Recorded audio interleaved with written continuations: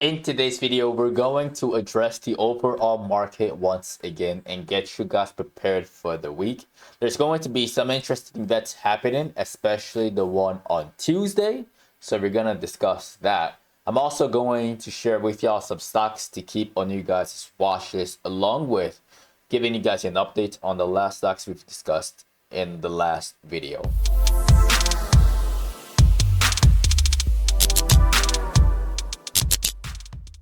All right, y'all, let's dive right into the charts right off the bat. We're gonna start off with QQQ instead of the futures. All right, the futures are looking a little bit weird. Like let me just show you guys. This is what I mean by weird. We're gonna go on a 5-minute, and this is very, very odd.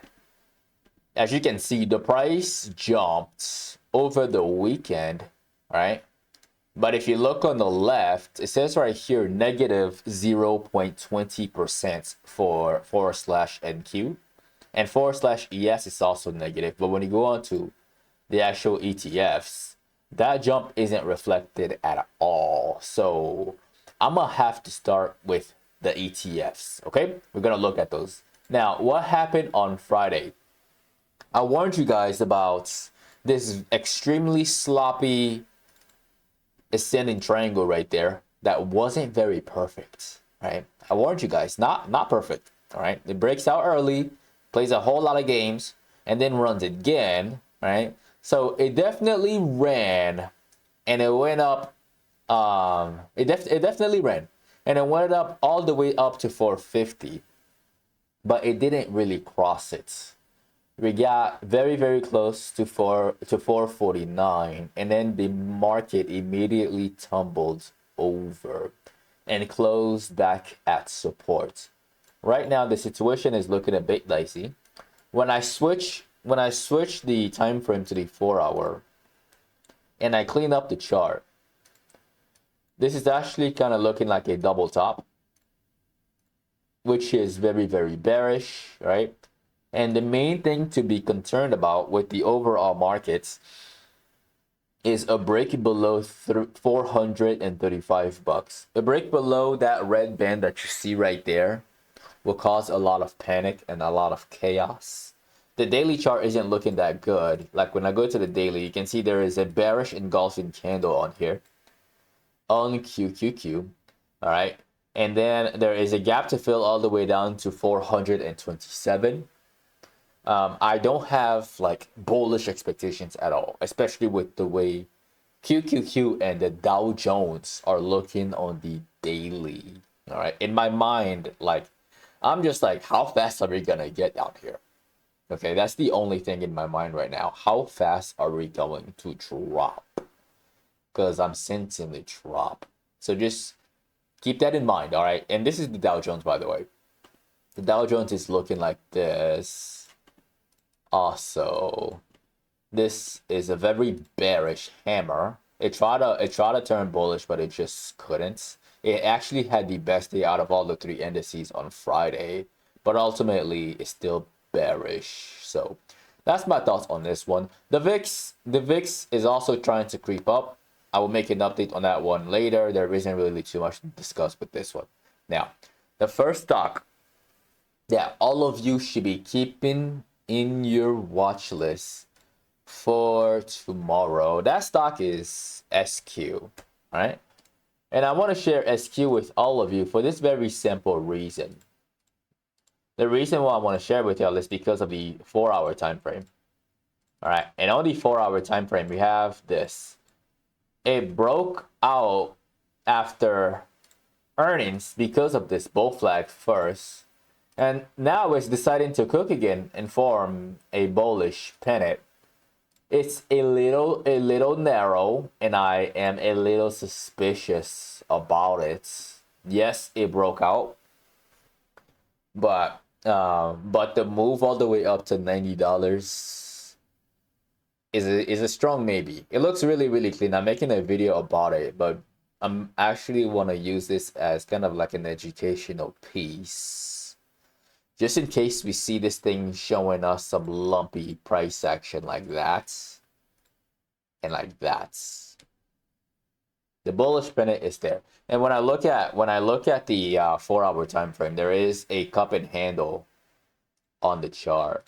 This is the cup right here, and this is the handle right there. All right, cup and handle. There's the cup right there. Very bullish pattern. And usually what happens when there is a break of that level right here at 82 is a massive push to the upside up to 90.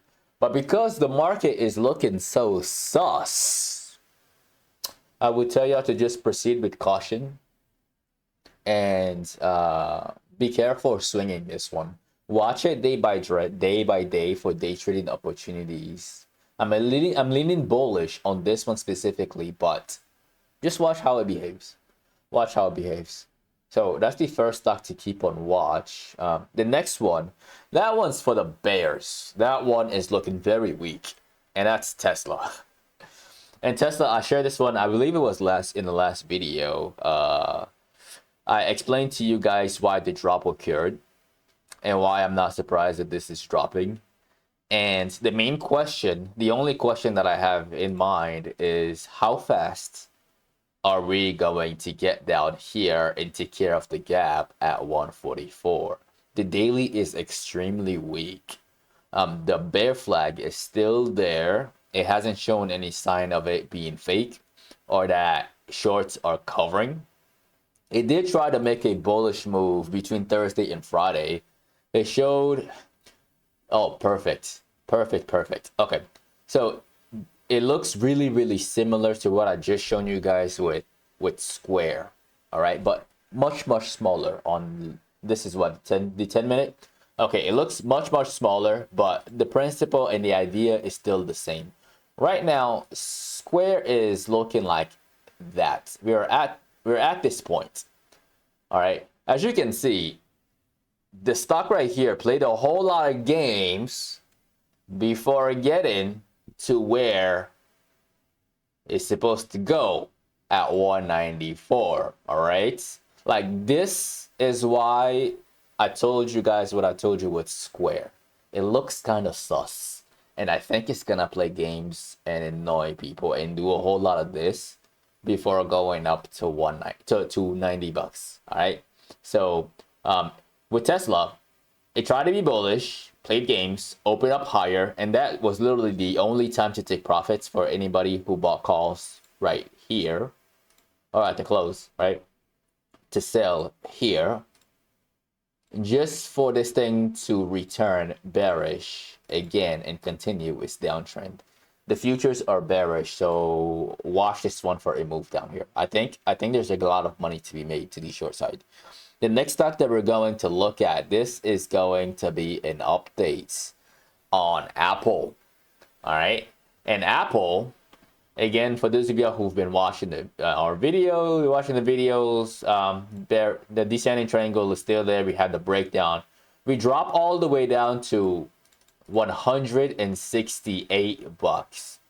Not quite down to 165, like I told you guys in pretty much all of the videos that I've made. Not all of the videos, but the past videos throughout the last month that I talked about Apple and when I was bearish on it. All right, 165 was the big number that I was giving y'all. 165, 165, and it looks like we're gonna get there, maybe even tomorrow. The daily chart is still bearish. It doesn't look like it wants to recover anytime soon. Like it tried to make a push, and then a lot of short sellers piled onto the stock right here. When y'all see these little wicks at the top, these are bears shorting. All right, and when you see these little wicks at the bottom, like here, this is a dragonfly doji, but ultimately, dip buying here is a bad idea because you're missing the bigger picture, and the bigger picture was a descending triangle. That's pretty much getting in the way of a freight train. Not a good idea to dip buy here. Terrible idea. And it's over here again. Bears are in here. The trend is still bearish. Futures still red. And I think 164 even might be the next points for Apple. My thoughts and opinions are not changing about the stock. The next one that we're going to discuss, which has the same structure as Apple, but has more room down. And congratulations to anybody who made money on it, because I did share it in, I believe it was Wednesday night's video. It was PDD. All right. I shared with you guys PDD and give you my thoughts on it. Before the Billy earnings report, the price target is 102. My thoughts and opinions are not changing. I think it's going to get there, and I think it's going to get there quick. All right. So watch PDD for a drop. Now, the last piece that we got to cover today is the CPI reports. All right. So this right here is what's been happening with the CPI reports. If y'all go on this little website right here, you will see all of this information. You will see the trend of what the CPI percentage has been throughout the past few months. It's been zigzagging up and down and up and down. And the expectations for the 12th, again, it's going to be reported on Tuesday at exactly 7:30 a.m. Central Time. All right. Usually when the CPI reports happen, there's massive moves in the market. So the expectations is higher than the last month's expectations. As you can see right here, 3.1 compared to January's 2.9. So they're expecting the inflation numbers to increase.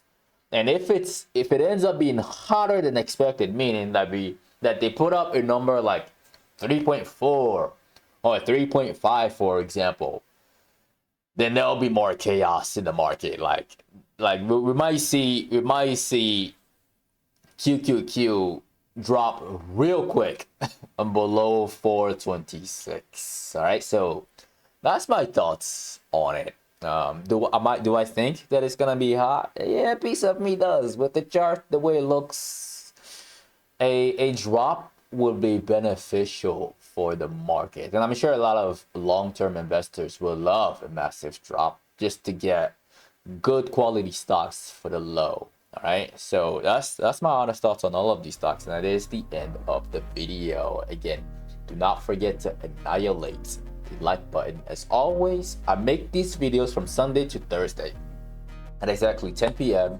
Central Time, so definitely click on that subscribe button and click on that notification bell. That way YouTube notifies you whenever I release these videos.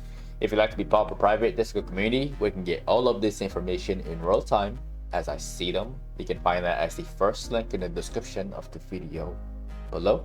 Don't forget to follow me on social media at Paul and Guma and the Patternology Lab on Instagram and on X. And lastly, to get some free stocks with Webull, you can use the third link in the description of the video below. Once again, ladies and gentlemen, this is Patternology Lab, where we trade patterns and patterns only. And I will see all of you in tomorrow night's video.